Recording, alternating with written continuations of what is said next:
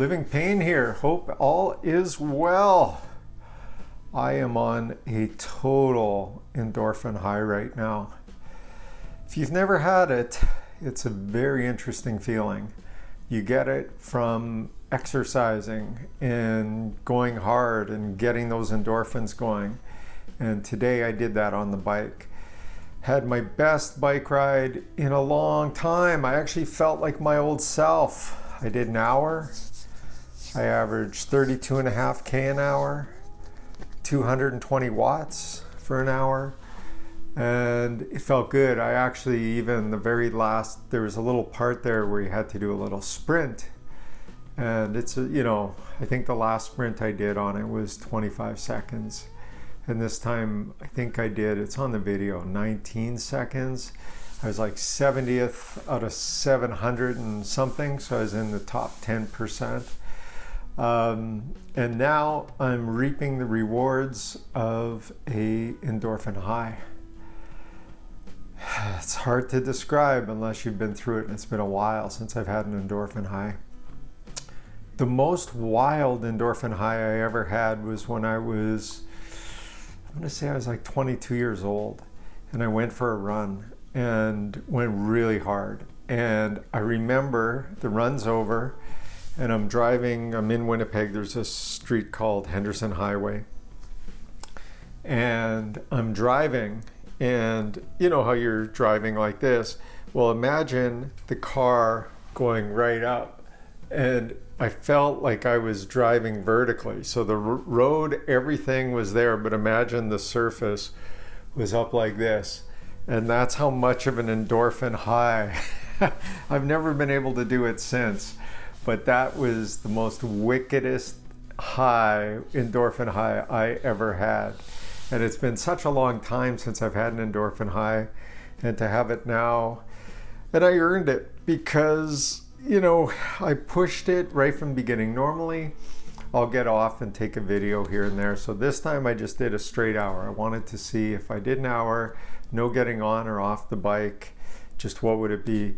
And the first 15 minutes were hard. And then I'm like, okay, let's just keep this pace up and go, 30 minutes. Go 30 minutes this pace. It's a hell of a workout. Go 30 minutes. So I get to 30 minutes and then I'm like, okay, let's see if we can get to 40 minutes. Stay this pace, get to 40.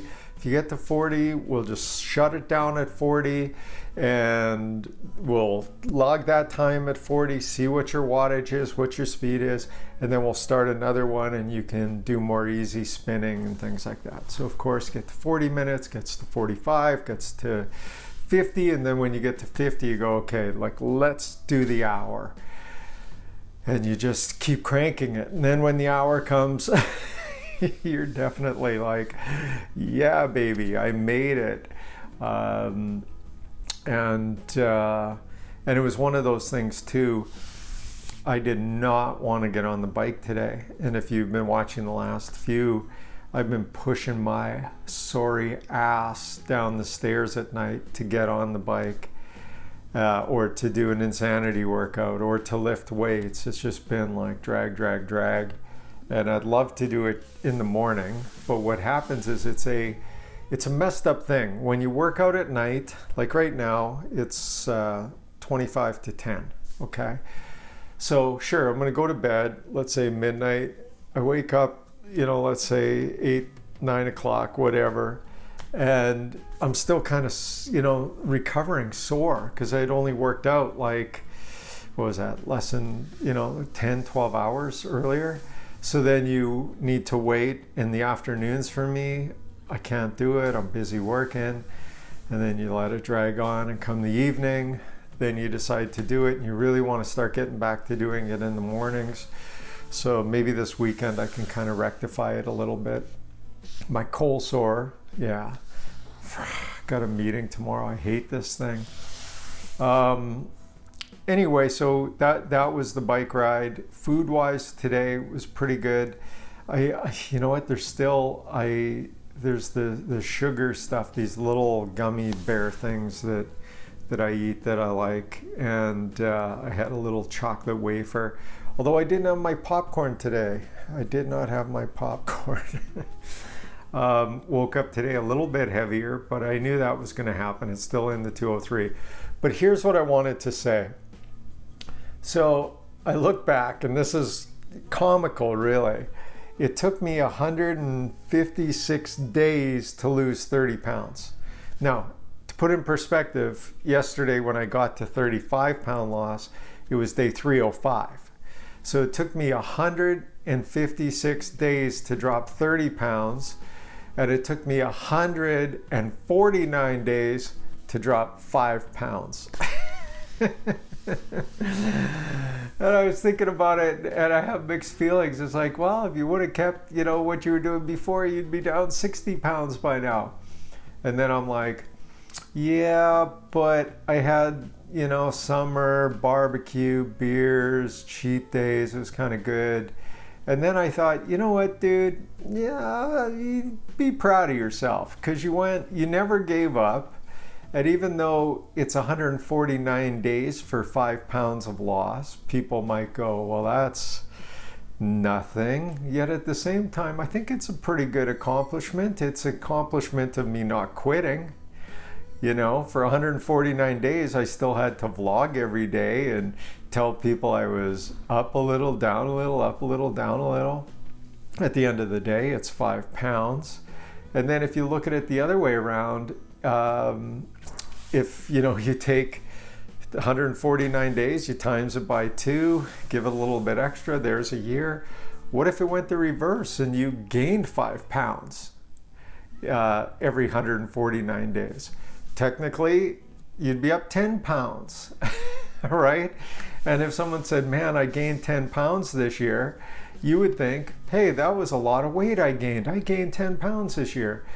And then the reverse, if I lost 10 pounds this year, we don't think of it as much as gaining 10 pounds, but you know what? It's still an accomplishment. You got to celebrate those little wins. And I think my big thing out of this is I haven't yet quit.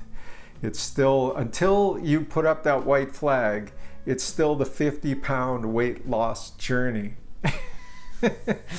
So this, I joke, this would be funny. And we're on day 3,000 of this 50-pound weight loss journey. You never know. But the white flag has not went up for me. The highs are high, the lows are low. The endorphins are really high right now. It's really incredible drug. The big thing, and I said it before, is I'm just feeling like a new person, like I've got my old body back. The only thing that I'm totally in disagreement with is my scale has this thing that determines your metabolic age, and it has my metabolic age at age 59, that I'm in the shape of a 59-year-old. And I'm thinking, is this scale made in some Nordic country like Finland or something, or where people live till they're 120 years old and they're in awesome shape? Because there's no way that I'm metabolic age of 59. My other scale, my Ironman scale, said I was metabolic age of 50, which I'd rather take 50 if I'm 55, but to say I'm a 59-year-old, that's the only thing that I'm thinking that scale. Although maybe it's part of the scale's whole, way to motivate you, is like, oh man, we'll tell him he's 59, so he has to work his ass off a little bit harder to get down to his own age, to play with people his own age, or get into fitness level people his own age. So that's the only thing on that scale that I'm not digging right now. And then there was one other thing I was going to mention. Again, I don't know. The minute I turn the video off, I'll remember it. But yeah, so that's it. It got her done. Endorphins are high. And yeah, tomorrow will be a new day. Today's in the record books. Over and out, living pain. Have a good one. We'll see you tomorrow.